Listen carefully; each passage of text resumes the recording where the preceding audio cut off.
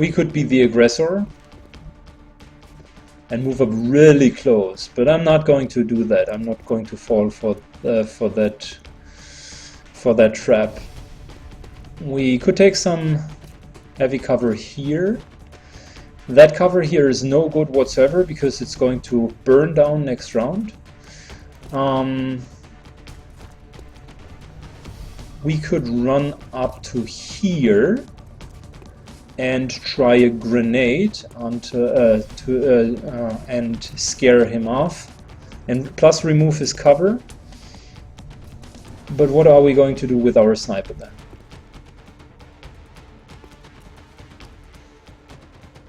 I'm on it, Commander.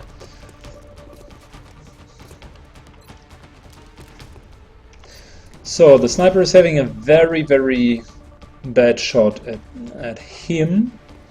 Here we are in the same problem with the aiming angles that I discussed earlier. We could give ourselves a little bit better position regarding the flank, but also not worthwhile. But what is going to work is moving into full cover, like I mentioned earlier.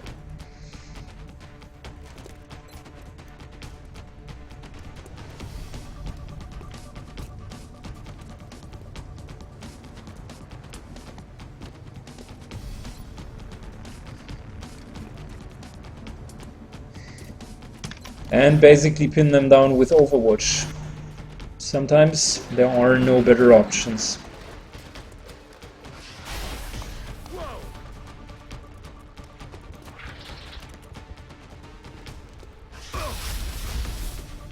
Our sniper, I think, has been hit for the second time now in his career. No, I think it was the assault which was injured on the first map. Alrighty, let's look at it. This cover is going to break down, but then again, whatever. We are having a line of sight here with 60% thanks to the awesome aim. A shot which is probably even worthwhile taking because there's literally a chance of one-shot killing it. Nailed it. Right.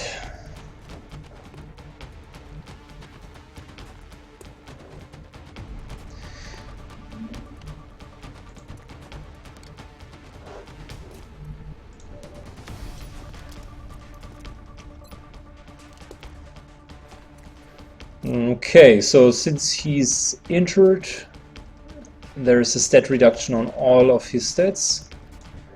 Very unfortunate.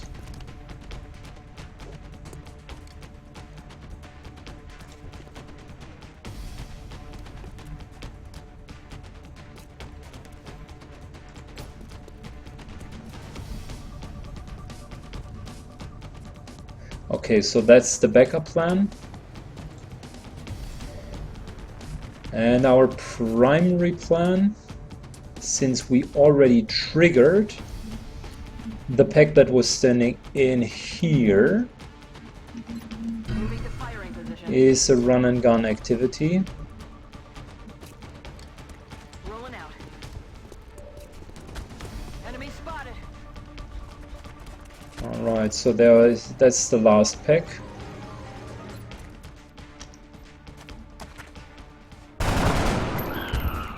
Pacified. That's the last pack. Alright. So let's get into position.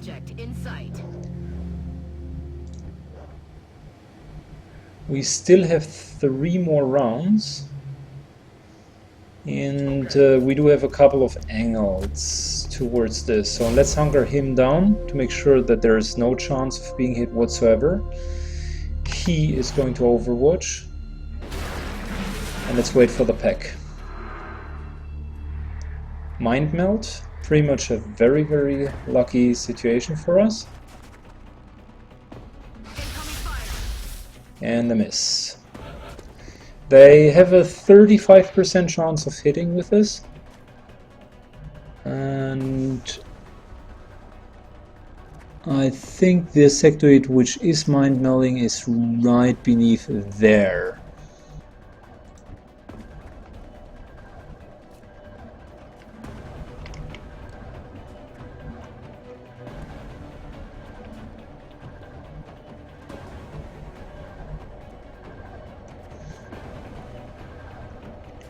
Now that would allow me to move up here next turn and secure the melt, even if I'm mistaken on this number of pods. Plus there is a decent cover. And of course a flank in case we do not kill the guy.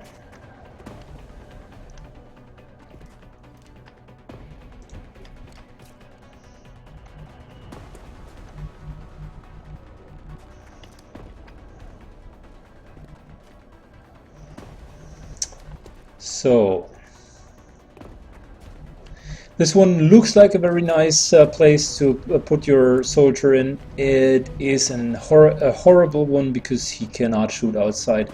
There is no pathing. He cannot move up here. That's just not how the game works.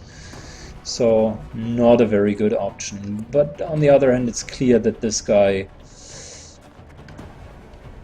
is not having so many options. So let's look at our optionality with the rockets for a second, shall we?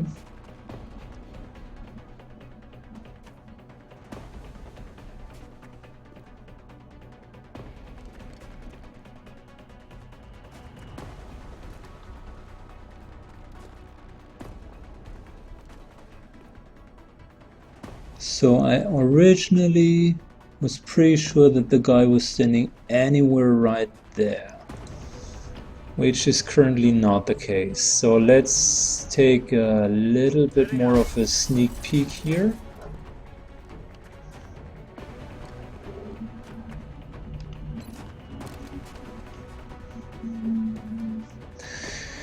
I love how vision works in XCOM. Often definitely not to your advantage.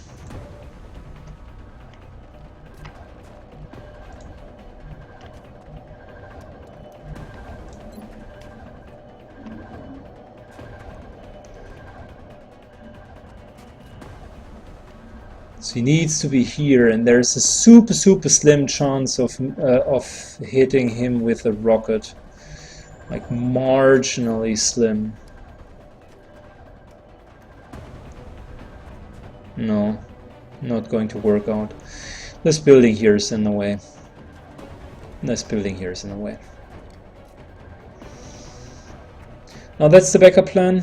6 damage with the rocket on him. If it doesn't work out,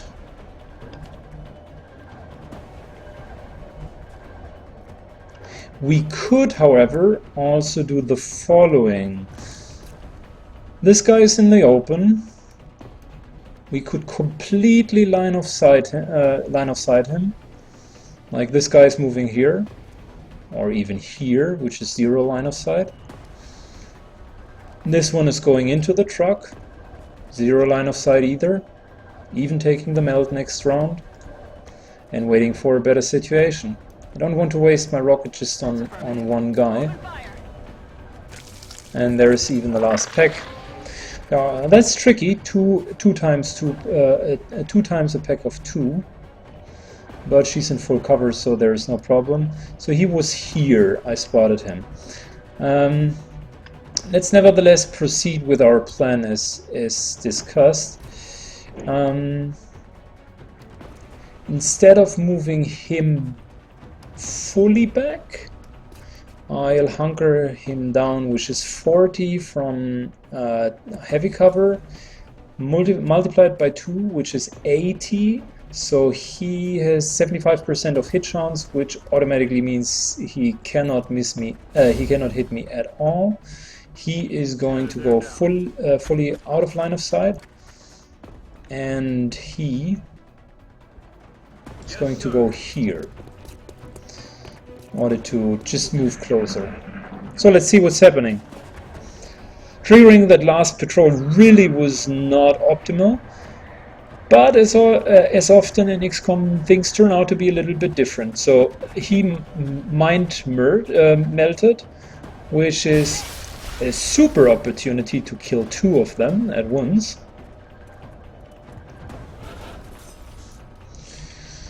And even if the situation is looking grim, don't forget about the melt. So now with the more leveled playing field, we do have a sectoid here. That guy probably has moved. Probably has moved.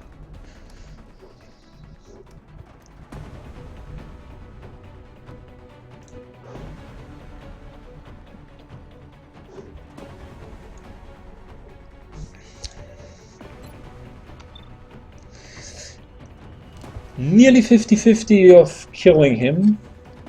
Nearly 50-50. And killing 2 sectoids with that. Which is not the worst deal ever.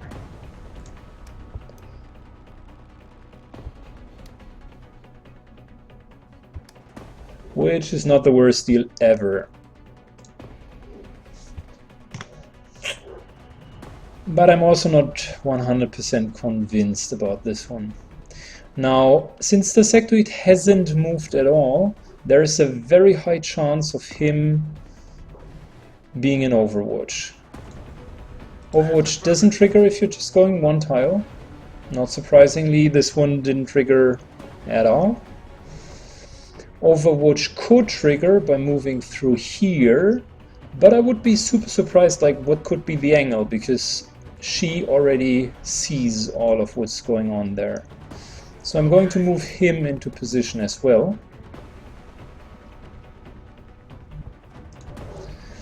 And now the $1 million question. He has mind melted himself, and they are currently definitely trying to go for a flank on Corey's position.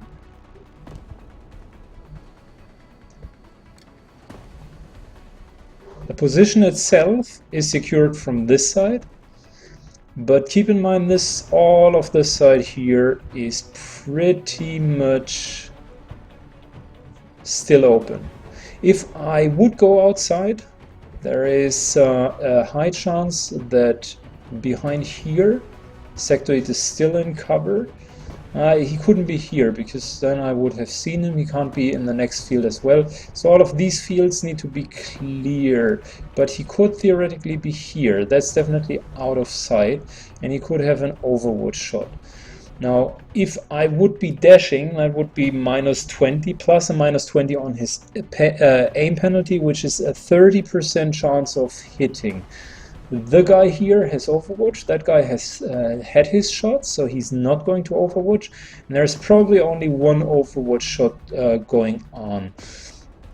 So the reason why I'm so keen on leaving this position here is really, it is super exposed and there is not much advantage. Even if I hit this one behind here, like where's the follow-up? There is a large chance that 2 of them are going to attack me next round, and even a flank is going to happen next round, which is very inconvenient to say the least.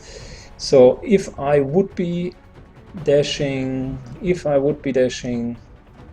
into cover, let's say here, there is only a very limited chance that one of them can even shoot at me, and I would be dashing. And I think I'm going to do this. Moving out.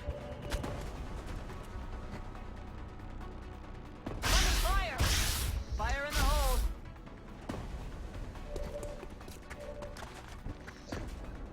Okay, so now what's the advantage of this? We know there's a sectoid behind here. Fair enough, we can Overwatch. Hunkering him down because I don't want him to get hit another time. We do have 2 Overwatch shots, which is more than enough.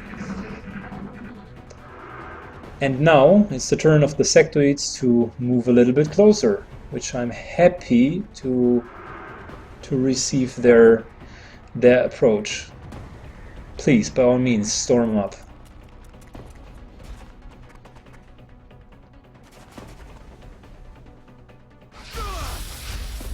That is unfortunate.